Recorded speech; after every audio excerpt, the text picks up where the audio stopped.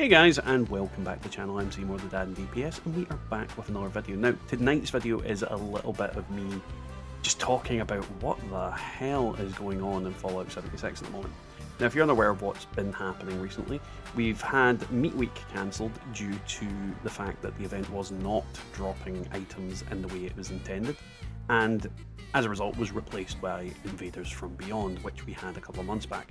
Now, the thing about that is, yeah, great, we're getting an event that works, but a lot of people wanted Meat Week. They have never experienced it before. We've got a lot of new players, and overall it's just generated a sense of disappointment.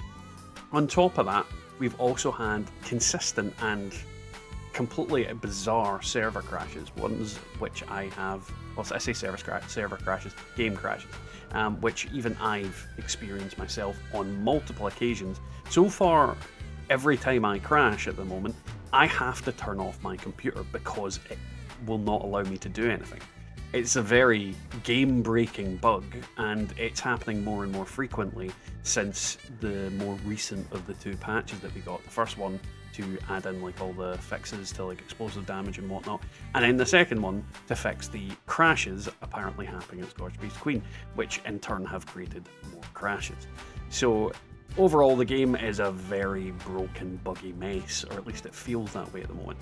And a friend of mine, we were chatting away about it the other day, and he is knowledgeable with programming jargon and whatnot, and he kind of explained to me how he feels Bethesda creates their content, and the way he described it is they have several teams running a base build that's already in motion. And these two teams will create what they're doing, they'll patch it, they'll do all the things, they'll do all any bug fixes they'll do on there. And then at the end of that, they sort of just mash these two builds together. The problem with that being is that fixes or things that have been done in one build have not been done in another build. So when you combine the two, sometimes the code gets overwritten by one and gets overwritten by another, and eventually that results in bugs that someone might have thought they fixed are unfixed, and things that were basically previously patched out or fixed and whatnot can end up back in the game. This has happened quite frequently over Fallout 76's time.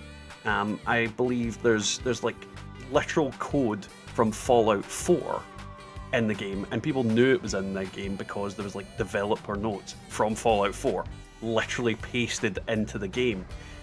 And it's my kind of belief that they've actually accidentally patched in the first build of Meat Week, because I recall Meat Week having drop issues at some point. So I feel like they've accidentally somehow got an old version of Meat Week into the game. And the kind of problem this has is that apparently it's not compatible with the current game setup, and it has caused even more crashes. On top of that, if it was just as simple as fixing a drop rate issue, you know, turning a 0 into a 1, they wouldn't have taken it down. It's clearly not just a drop rate thing. There's clearly something more at hand in regards to it, because I mean, think how quickly they managed to patch the Scorched Beast thing. Like, they'd literally patched that a couple of days after the fact. But with Meat Week, they've sort of just went, bugger it.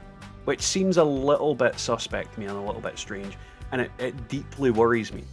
And I think there is some other things to warrant this. We've got Starfield basically closing in on its release date. And because of that, we are going to see less attention given to any other projects that Bethesda can draw people from. And unfortunately, Fallout 76 is definitely on their low priority list. And judging by the leaks that we've recently seen from Starfield, the game doesn't have a lack of content, but there's a lot of things that need polished and fixed.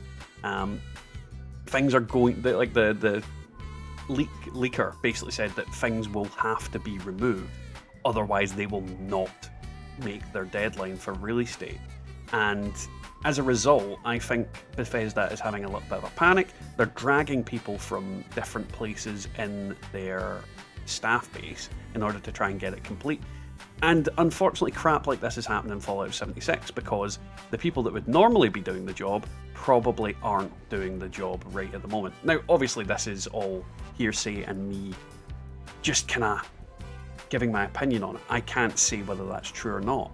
But it does seem very strange that an event that was working last year is now broken when they've done nothing, in theory, done nothing to change it.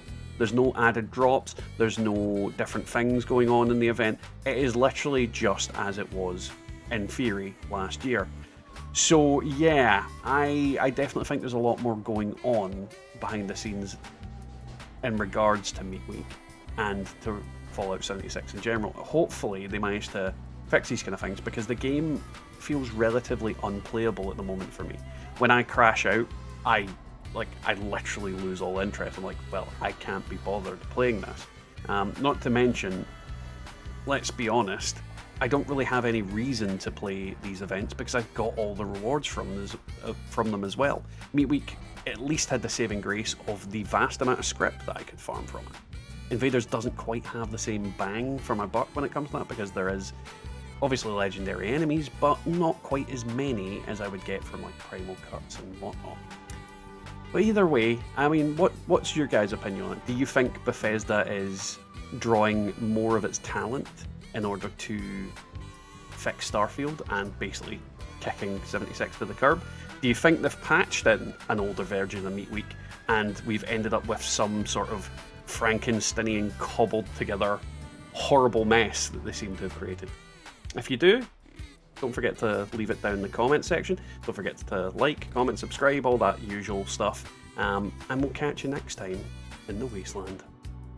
That was today's video, guys. I hope you enjoyed it. If you did, don't forget to leave a like, a comment, and subscribe. If you'd like to support the channel, there are several means. You can click that coffee button to donate to me directly. There's also our Teespring for the merch that you can see on screen right now, as well as our YouTube member button and the new Super Thanks button. So if you'd like to support the channel, don't forget to hit any of them. Now, on the note of our members, let's thank them.